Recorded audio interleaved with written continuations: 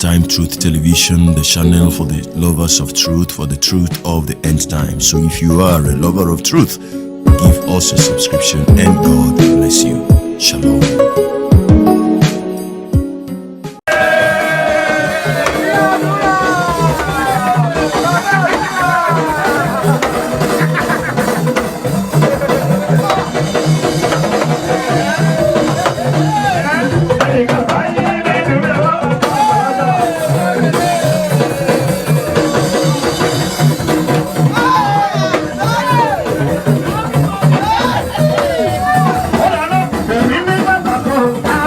Hello my people, good morning, good afternoon, good evening. I bring you greetings in the name of our Lord Jesus Christ. How are you doing today? See, this video wouldn't have been necessary, but I've been thinking about these things. You know, we seem to have more hypocrisy in the church than outside of the church, but we will get to that place. I want to start with this video that you're seeing. I want to believe that this was a private party that was thrown. I do not know, if it was a private party or something, but it seems to be a birthday bash. And the woman that you see, dancing the way she's dancing now, is not a street woman. She's actually a prophetess, Mummy G O, as they call her. And if you listened very well to the background, you would have heard somebody who shouted, "Mommy, mommy." And that shows you that she is not just your average church woman. She is actually a general overseer. I never knew about her before. Somebody sent me a video where someone was lamenting and was asking what kind of a pastor is this one. And she's actually been referred to as celebrity prophetess. She is based in the overseas, I think in the UK or something like that. Now, her name is Uebert,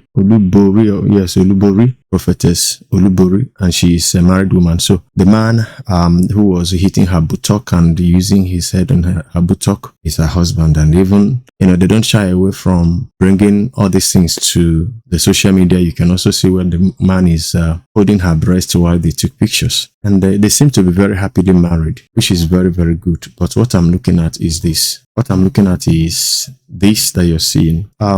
Attack me on this video, but I just want to satisfy my conscience. And don't be too quick to leave this. There is something about Leke Adeboye that I will bring to this video. That is why I'm looking at it that we have so much hypocrites or hypocrisy in the church than outside the world there. Now, let me finish with this woman. First and foremost, such sensual dance step that we can't call it private anymore. It is, I found it on the social media, so it is outside there. And somehow, because I still remain an old school believer in Christ Jesus, I still maintain my old religion, my stance on the things of God. I believe that the Lord is the same yesterday, today, and forever. A lot of you may have met a modern God. From being a holy God, a God that his word never changed. His word never changes, and the Bible even tells us that he has exalted his word above his holy name. So if he has not changed and his word is unchangeable, I wonder where you are getting your own modern God, that the way Christians behaved in the past is different from this computer age. Well, anyway, that is for you, but I'm bringing this to you so that you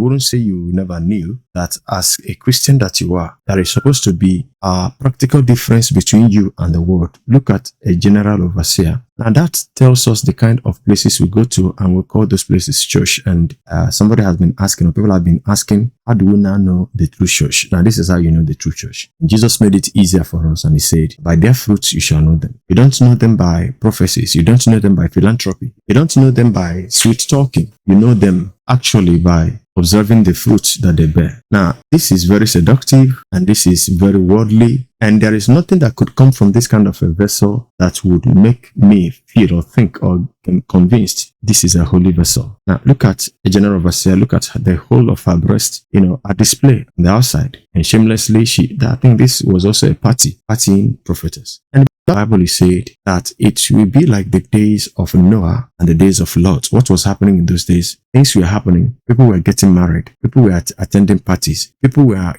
giving birth to babies. People were buying and selling. People were drinking and getting themselves drunk to stupor. Life continued as if nothing was happening. However, there was a warning. Noah warned them for a very long time, but they made ridicule of what Noah was saying, just like you would want to make ridicule of what I'm saying now. because of your personal interest. Now, in the days of Lot, Lot also went out and he warned his in-laws, those that got married to his daughters, and I bet you even his daughters didn't believe him, because obviously he came back, his friends, he told them that God was going to destroy the city, that they should get out of the city, and nobody believed him. And unfortunately, 4 of them were saved initially, and Jesus would warn us and say, remember Lot's wife. She left Sodom, with Lot and her 2 daughters, but didn't make it to safety because she looked back. And that is why you need to look twice at any pastor who tells you, you can live your life anyhow, you can just do whatever you want to do. That life, Christ doesn't care. And as much as he has shed his blood, his grace is there for you. Now, the grace that you don't take advantage of, the grace that prompts your inside, telling you that what you're about doing is bad, but you silence the voice of grace and you go on to do that which you actually, have set out for yourself to do. And at the end of the day, you're calling grace. No, that is not the grace of God. That is disgrace, right? So this happens to be a pastor, and many of you that would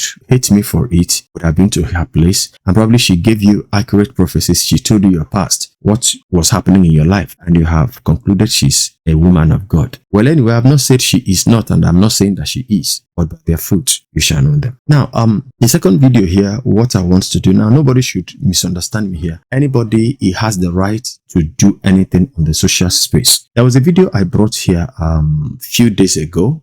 If you check this video now, it's no longer, if you click on it, it will tell you that it has been removed through a copyright strike, where Michael Oroku was lamenting and was talking about what he went through in the hands of his colleagues at RCN, how that they lied against him. And over the years, at least the course of 2 years now, that has been on the internet. Michael Oroku has not spoken elaborately on this before, so I saw this video where he was being interviewed by Leke Adeboye. Now, I saw many up to, although that when I came back the next day, the very one I saw, which I wanted to use, was no longer up. It was said to have been removed by the uploader. But that is internet for you. The thing is everywhere. So still got it, and then I cut the part I wanted to make use of, and I made my commentary on it, and the video was actually doing well, doing well. If I place it, it had about 3,000 views, and suddenly I saw on my dashboard copyright strike. Now you see, I've been giving copyright strikes several times. At some point in time, Uebert Angel gave me 14 copyright strikes. Suleman gave me. My channel was about going down, but God helped me to come out of them. I didn't make so much noise about it. But why I'm pained is that, yes, he has the right to give me copyright strike. But my question is, why? Now, before I continue on his own, there was that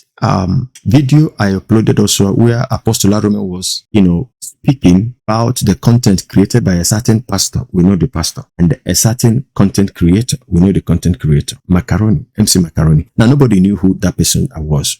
Let's just say we didn't know. But because Macaroni responded, that began to trend. So I looked for the original skit that they created, Macaroni and the pastor created, and used it. Now, after some times, like 2 days later, Macaroni sent a copyright claim. And once there is a copyright claim, YouTube, is bent to oblige. So I was informed about it. Now, copyright content claim is quite different from copyright strike. Somebody who owns a work that you use can claim part of the video. And the only thing is that YouTube will not monetize the content again. It will be there to have no impact on your channel. So Macaroni did that. And there was the other guy also, the other video of Brother Gwila Akoni and Bishop Oyedepo that I did together, where the two of them, talked about the persons they met early in their lifetime. The one that Bishop Oyedepo, brought his former principal, the principal when he was in secondary school, and the Gwile was tearfully talking about the man he admired so much. That video, before 24 hours, I received a copyright information that the owner of that very loud, tune in the video claimed it. Now, that too would not affect my channel. For me, I left it, but after some times, I decided, let me just try it, because there's always an option to reach out to those people who dispute that. Now, but at the end of the day, with that one copyright claim, YouTube reserves the right with the persons who made the claim. So I was surprised that Macaroni immediately released the copyright released it within, it wasn't up to 24 hours. He released it. The other, white guy released his own. I was surprised. In fact, that was the first time. Those were the first time I would dispute copyright content claim, and the persons released them. Now, I didn't bother contacting Leke Adeboye. Why is that? He is on YouTube and he knows the impact of YouTube strike, copyright strike. And anybody who gives you copyright strike, the aim is to destroy your channel. The aim is to bring down your channel. I have written my dispute anyway. I have countered it because I know that there is, an act, an edict, a kind of a law that gives me permission to make use of that. I don't know if it was him that did that, but his name is there. So why I'm saying this, look at now, Leke Adeboye is a pastor, so to speak. Macaroni is the street guy. And in Macaroni's video, I even criticized him. I criticized his content, some of the contents he makes, but he never minded, he released it. Now, in this other video, I don't know what they were trying to hide. If they were trying to hide what Oroko said, why bring it out in the first place? Because this thing was aired, you did it, and thousands of people have seen it. But then the surprising thing is that I still search for some of the channels I saw that uploaded this same video. They're still there. So why singling me out? I really cannot say. And I don't want to say that, there is a conspiracy against me by these forces, by these people. But my concern is, if MC Macaroni could give me not a copyright strike, because once you give a person copyright strike, you have an intention of damaging that person's channel. Now, there is always, I've received 7 days information from people who are good-hearted, at least, and YouTube will give me 7 days, because that was the instruction they gave to YouTube. Giving 7 days, inform him to pull it down by himself. After 7 days, if he doesn't pull it down, then the copyright strike would stand. That was fair. Contact me and say, hey, that video, I don't want it on air. Please, can you pull it down? Of course, there was a video I got from Suleman some times ago. Private discussion that somebody had, and I don't know how that got to Suleman that time. He shared it, and I got the note, the audio note, and I uploaded it. Now, the lady contacted YouTube first. That was an infringement on her personal private life. YouTube sent the message to me, but I was like, it is outside there, so it's not personal. This lady got my number, called me directly, and explained to me why I had to remove it. And guess what? He did. So why would a pastor want to bring down my channel? Because that was his intention. That was his intention. Loved the ministry so much. I uploaded their video in my second channel, and surprisingly, their Lagos State chapter coordinator gave me strike. And I tried. At some point in time, I just allowed it, because that one, there was no way I could defend it. I just thought that this is a church message. Message of the church that I thought more people should hear, and uploaded so that it could be out there. Now, shocking to my uttermost disbelief, I got a copyright strike from a pastor. Now, I don't know, yet again, I don't know if he was aware of it, but the email address, was bearing his name. He is not the set man of the ministry, and it wasn't even him that preached in that video. Maybe I should even mention him. The Lagos State chapter of the RCN. Somebody Uebert, that was what I saw. So I began to think. I began to imagine, if the church is as hypocritical as this, as cold-hearted as this, what then are we doing? That, you see, Pastor Chris is better. His people will always claim a content if you criticize Pastor Chris on it. Like when I uploaded a video and I warned you ahead of time that if eventually you don't see that part where Pastor Chris said that masturbation is sin, know that they have claimed it, so I would remove it. So that has happened. It has happened several times. But if it's a video where you agreed with everything he said, you won't have any issues with it. But I prefer that. I love that more than giving me content, copyright strike. Because on YouTube, you just need only 3 copyright strikes, and YouTube will give you 7 days to pull down your channel, no matter how big or how small the channel is. That's how deadly it is. Anyway, I have countered the strike. But I really wish that Leke Adeboye would see this. If he was not the one that authorized that, I chose not to contact him. I chose not to write him because what will I be writing him for? His intention already was to damage my channel. His intention was to bring down my channel. His intention was to inflict injuries and pain on me by bringing down my channel. I had no reason of contacting him. And several times I have contacted these people, they will ignore it. I talk about when Suleman gave me strike. But because of that, I called Daddy Freeze for the first time. He promised Daddy Freeze that he was going to look into it. You see, Uebert Angel gave me 14 strikes. I was countering them. I spent not less than 2 or 3 months countering them until eventually I was able to clear them and was left. So when YouTube removed one, it becomes, it was 3/3 because, it cannot count more than that, but it was 14. So 3 out of 3. As I was countering successfully. They were taking it, submitting to them. So it got to a point where from 3/3, it now become 2 of 3. So with that 2 of 3, I could do something. Now I did, a video on Suleman. I've forgotten what happened. Previously, I did a video on him talking about that miracle in Paris toilet, from Paris to Germany toilet. And I said in that video that we may not defend him, we may not blame him too much because somebody has opened up that he misled him, he lied to him, and that was okay. There was the other one that I did. Immediately they saw that one, Liberation TV gave me copyright strike, and that closed the channel again. So I was so desperate, started making calls. I called Celebration. There, a lady picked and she promised she was going to get back to me. She did not. I said, please remove the strike. I will put down the video. That's when I learned that you don't beg the devil. The devil, you must never be at the mercy of the devil. The devil, once he gets you, you are in trouble. He will not have mercy on you. So they did all that. I called Daddy Freeze because somehow I was able to guess that it seems Daddy Freeze and Suleman were close. And so he promised to do something. I guess he did. Suleman told him I was going to look into it according to what Daddy Freeze told me. I called Daddy Freeze. He said, has he not removed it? I said, yes. He said, and that was how it ended. I started writing again. And by God's grace, I was able to clear those 3. That was very tortuous months for me. 2021.